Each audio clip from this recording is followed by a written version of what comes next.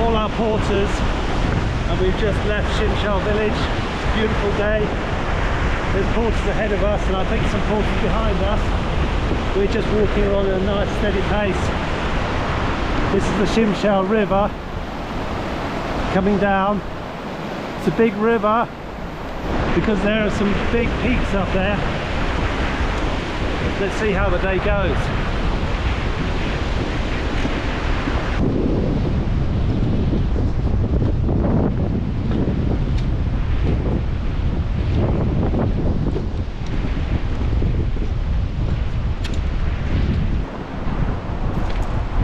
So here's one of our porters coming across. His name is Hidayat. Not a young man, he's carrying 20 kilos plus his own luggage. So they're tough people, to say the least. All right, man. Good job, man. Thank you.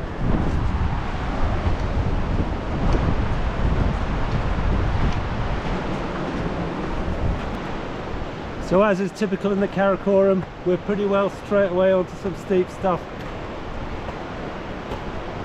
We're just going to leave the Shimshal Valley and go up a side valley.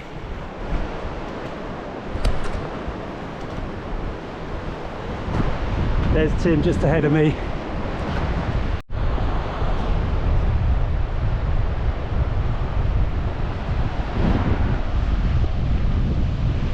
There's the bridge down there. There's Shimshal village. And here's Hidayat coming up. Unexpectedly, we're going through a peaceful little forest.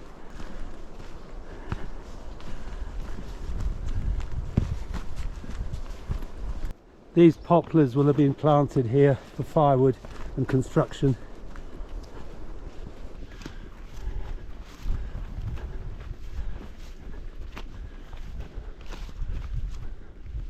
What is he looking for? Apricot. Apricot? Yeah. Oh, in those trees there? Yeah. Oh, I can see them. So I'm just going to pick myself some of the famous Hunza apricots. Or in this case, the Shimshal apricots. They come a bit later in Shimshal and Hunza, but they look good. But you want to eat? Please. Yes. Yeah. I will pick one myself, look. Yeah. Myself, huh? Yourself. Here, look, I'll get this one. Very nice.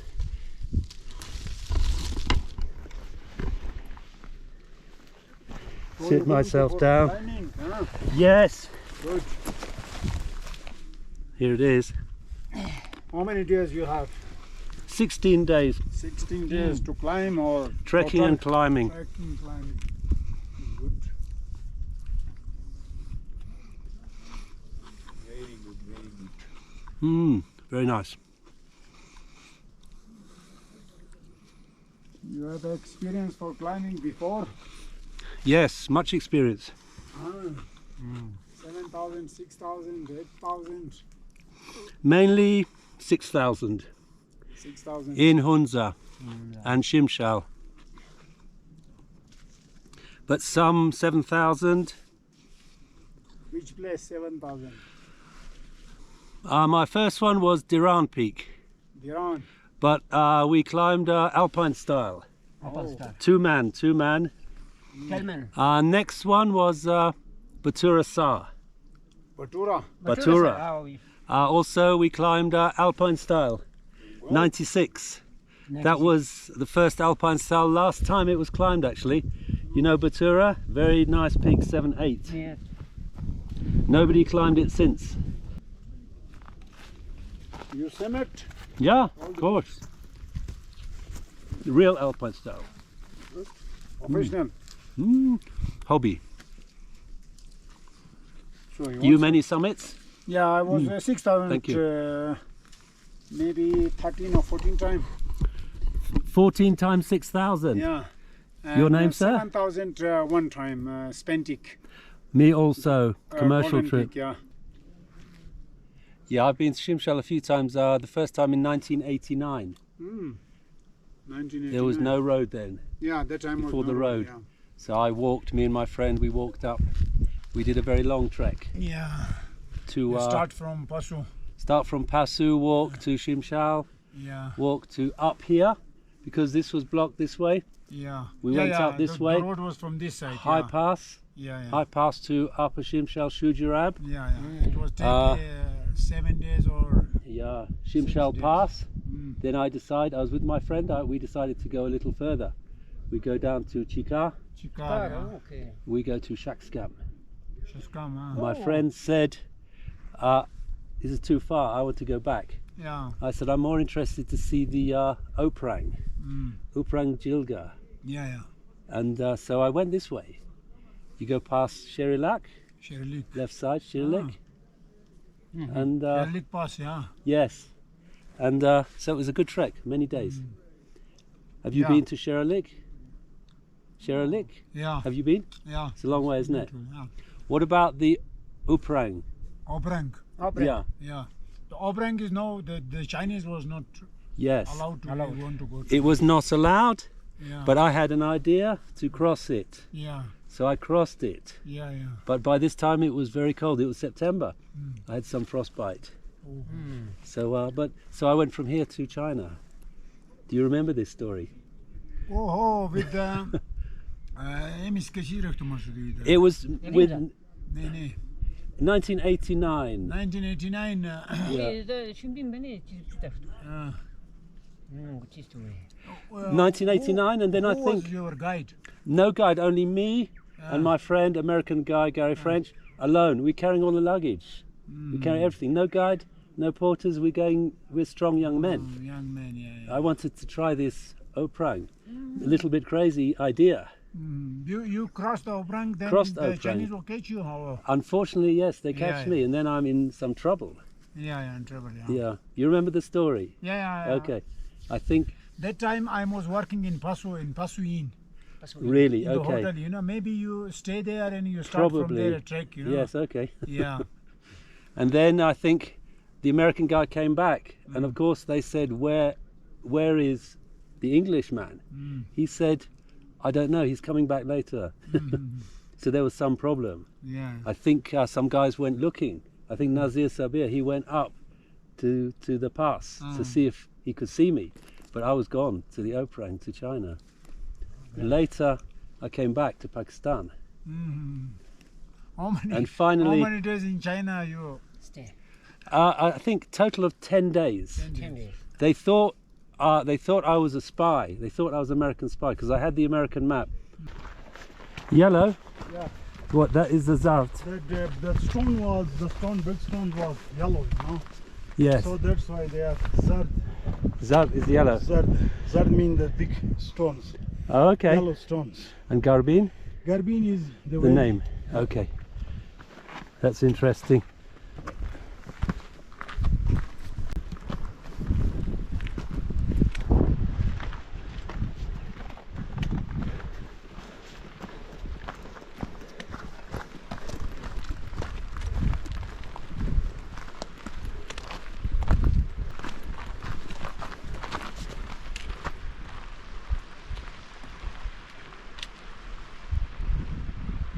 So that's the Garbin Valley. We're heading up to a place called Zart Garbin.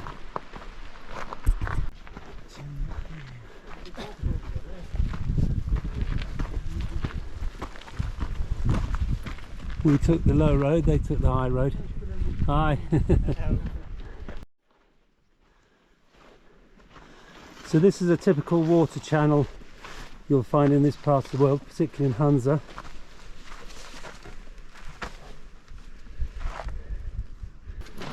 So the channels often go across steep hillsides, and basically the water is diverted from a stream up valley.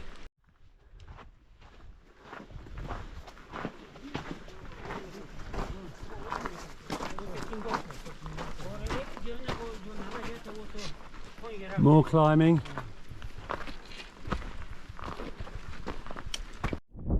So after quite a big climb we've reached this gate which marks the entrance to the upper valley. And it also acts as a barrier for the animals that they keep up there.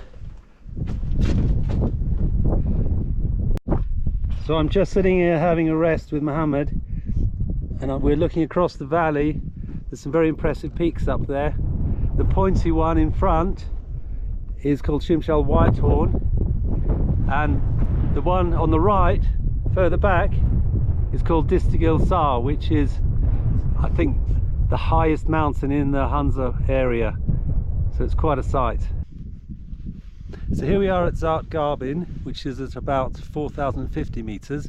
We left Shimshal village this morning, which is just over 3,000 meters, so we've done about 1,000 meter climb today. It's quite a large open area with some nice rocky peaks overlooking the valley.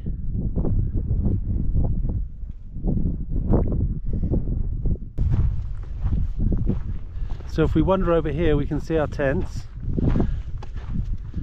and over here is a nice hut the Shimshalis have built. So some of the porters have arrived, so that means the mess tent can go up. It's a bit late, but it's still time for a game of cricket.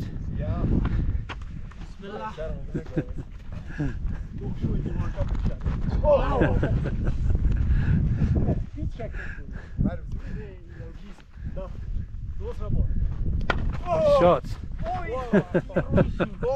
Good shot.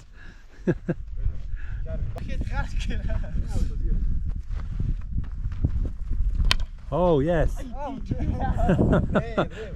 Good morning, people. It's another nice day, which is good for our trek. I can see they're cooking in the hut already. That's good.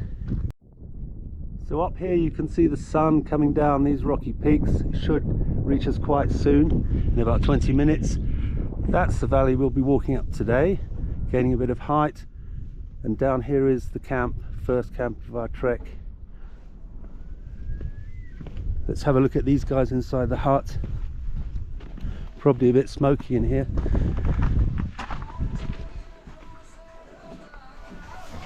Hi. Hey, good morning, guys. Good morning. How are you? Fine, thanks.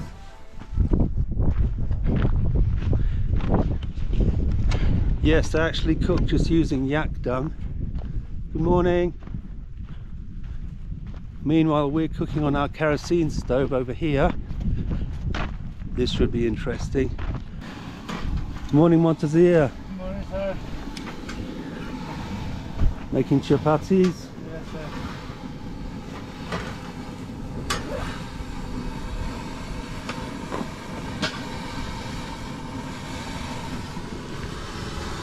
So he's got the flour over there, which he's rolling out, of course.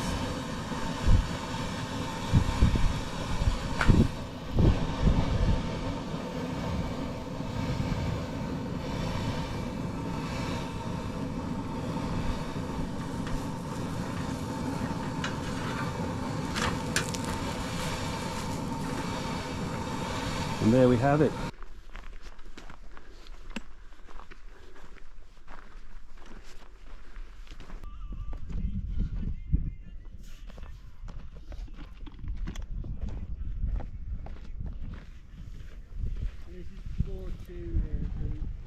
So we've got quite a steep looking bit up here.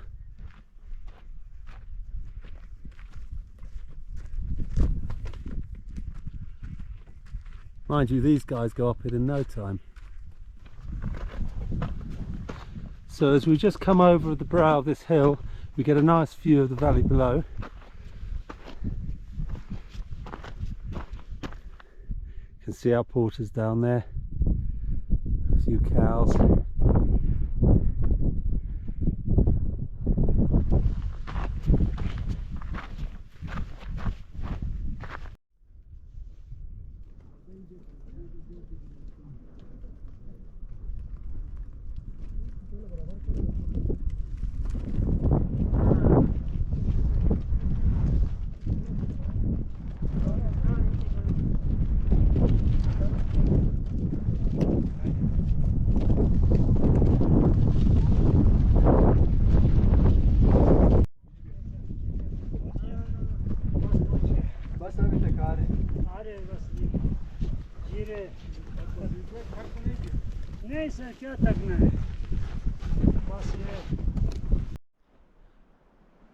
So that's the way we came.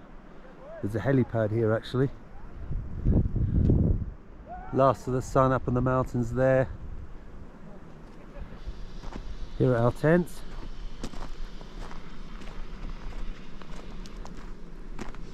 Here's our mess tent. And as you'd expect, hi Ushad. As you expect, cooking's going on. There's Montazir the cook. Oh, vegetables. Have a look at that. And up here, of course, the guys are playing cricket. There are two huts here. Actually, I think this one is for the animals. Light's pretty low here. They've got another hut here.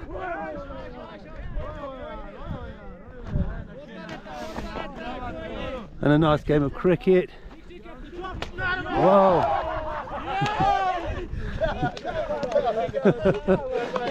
Yay, good one guys! Yay! Nice one!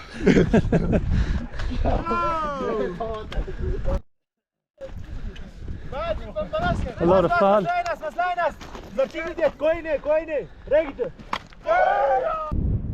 Tomorrow we'll head for high camp, which is somewhere behind me, and the day after that we'll cross the Joshi Pass and then go down to base camp. Morning folks, we're just heading up to high camp.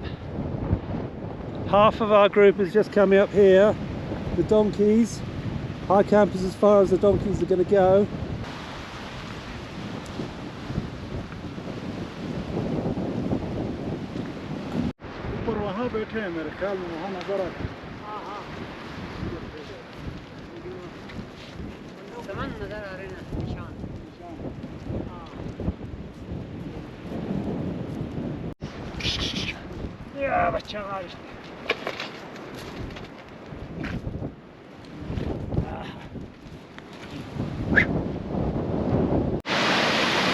It's a very difficult way for the donkeys, this bit.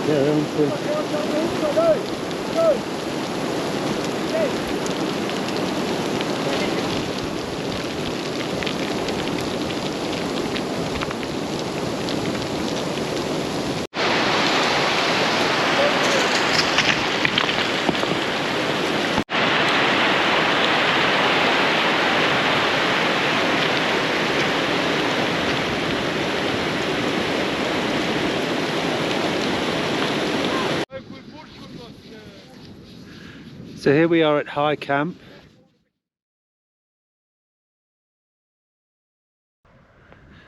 So I've just come here to have a look at the way up to the Joshi Pass, which is up that gully there. Well, this morning I walked up to the pass and I've established a camp near the pass. I'll just show you what we got here. But that over there is the Joshi Pass, and yeah, it's a nice little setup. So down that way is down to Dih Sar base camp, but I've decided not to go down there and not to attempt Dih Sar because it's just not very safe wandering around glaciers on your own, because there could be crevasses everywhere. But on the other hand, there are some small peaks on either side of the Joshi Pass. Now the one up here I think looks too difficult, and it's a shame because if Tim was here we could climb that with a rope. But looking across the other side of Joshi Pass, there are a few small peaks along this ridge. So what I plan to do is attempt one, two or all of them. Basically the first one looks pretty straightforward, and then the next one along the ridge might be doable on my own, and then the third one along there I think is 5,700 meters, and that one might have been climbed. But what I'm going to do is tomorrow morning I'm going to get off and try and climb one 2 or all 3 of those.